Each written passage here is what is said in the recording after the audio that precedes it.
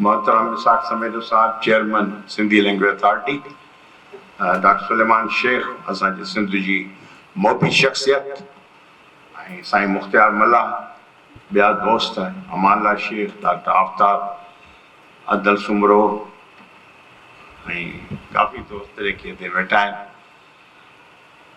ॾाढी ख़ुशी जी ॻाल्हि आहे त अॼु हिन क़िस्म जो मुज़ाकिरो ऐं सेमिनार कोठायो वियो आहे। ऐं मुबारकबाद इसाक साहब खे त हिननि माण्हुनि खे, असां त नंढा माण्हू आहियूं पर शख़्सियतुनि खे गॾु करे ऐं हिन मसइले जी निशानदही करणु, उहा हिकिड़ी वॾी अहम ॻाल्हि आहे। असां वटि ईअं घटि थिए थो। असांजो दोस्त नौजवान कारी साहब वेठो आहे, उहो तमामु हिकिड़ो बहितरीनु अंदाज़ सां एक्टिव आहे, चुस्त आहे, हिमत भरियो आहे ऐं पंहिंजो जेको आहे सो हिन कम खे खणी हले पियो। असां वटि अञा तोणी सची ॻाल्हि इहा आहे त लैंग्वेज पॉलिसी जीअं ठहणु घुरिजे तीअं कोन ठही आहे। असां उनखे जेको हालांकि तव्हां कोशिशि कयो पिया तमामु वॾी लेवल ताईं, असांखे ख़बर सॼी पए पई, ॼाण रखूं था, छाकाणि तव्हां हिकु यंग ब्लड आहियो, नौजवान आहियो, तव्हां में जज़्बो आहे, तव्हां में हिमत आहे ऐं तव्हां जेको आहे सभु बाक़ाइदगीअ सां हिन कम खे खणी चुका आहियो। अॼु हिन वॾे अंदाज़ में मेराको थियो आहे। इहे सभु माण्हू ॿोलीअ सां लाॻिया पियल, ॿोलीअ सां मोहबत रखण वारा ऐं पंहिंजी ॿोलीअ खे परवान चढ़ाइण वारा, उनखे मथे खणी अचण वारा सभु आहिनि। ऐं त चवंदा मुंहिंजा ॿार नंढा पोटा पोटियूं ॾोहिटा जेके आया कराचीअ में, त ज़ाहिर आहे इहे कराची पहिरीं त हैदराबाद में बि कराची जा जेके स्कूल उहे उर्दू अंग्रेज़ी, पर ज़ोरीअ ॿारनि खे सिंधी पढ़ाइण लाइ बंदोबस्तु सॼे घर में कयो पियो। उन खां सवाइ असां नथा हली सघूं ई कोन था। ॿार जेके आहिनि से हाणे उहे माशाअल्लाह पढ़नि पिया, अंग्रेज़ी स्कूलनि में न आहिनि, सभु कुझु आहे।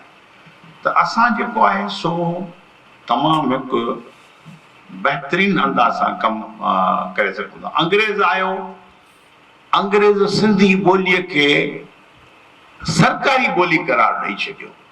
हिकिड़े ख़त जे ज़रिए फ़ैसिलो थी वियो, बाबा सरकारी ॿोली, कमेटियूं ठही वयूं, सिंध जा अदीब आलिम उन जा मेंबर थी विया, उन ते कमु थियणु शुरू थी वियो, किताब छपजणु शुरू थी विया, नौजवान पढ़णु शुरू थी विया। इहो पंहिंजी जाइ ते केॾी हिकिड़ी मुंहिंजे नज़र में त इहा वॾी ॻाल्हि आहे। ऐं सरकार जी हैसियत सां पाकिस्तान ठहियल कोन हो, हिंदुस्तान हो, ॿियो सिंध हुई। अॼु पाकिस्तान आहे, सिंध बि आहे। पाकिस्तान असांजो मुल्क आहे, वतन आहे, जंहिंमें असां रहूं था ऐं असां पंहिंजी ॿोलीअ जो हक़ घुरूं था। असांजे ॿोलीअ खे हक़ मिलणु घुरिजे कंहिं तरीक़े सां। ॿियो उन खां सवाइ को तरीक़ो कोन्हे। हींअर तव्हां वटि चवंदो सिंधी ॿोली आहे, उनखे हैसियत ई कान्हे सिंधी ॿोली। छो? कहिड़े बुनियाद ते, कहिड़ो सबबु आहे?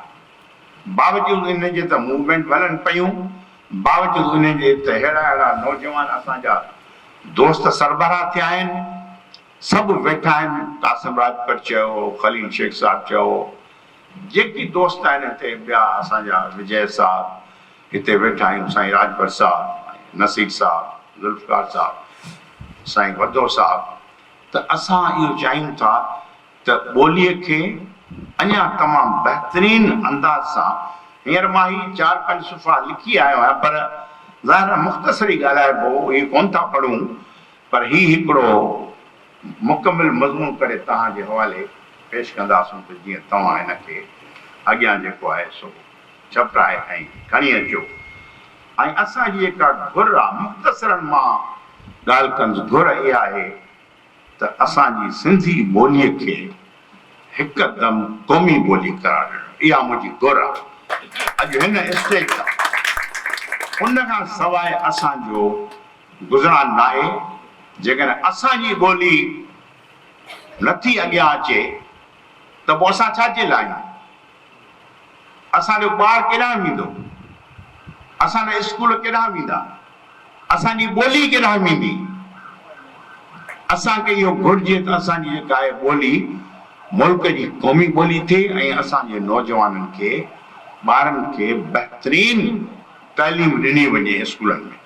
अंग्रेज़ जो मिसाल ॾिनोसीं, अंग्रेज़नि खां दौर में अचो डॉक्टर गुरबख्शाणी वठूं था, आफ्ताब साहब वेठो आहे, वॾो साहब आहे, साईं आहे, सभु वेठा आहिनि। हुन छा कयो?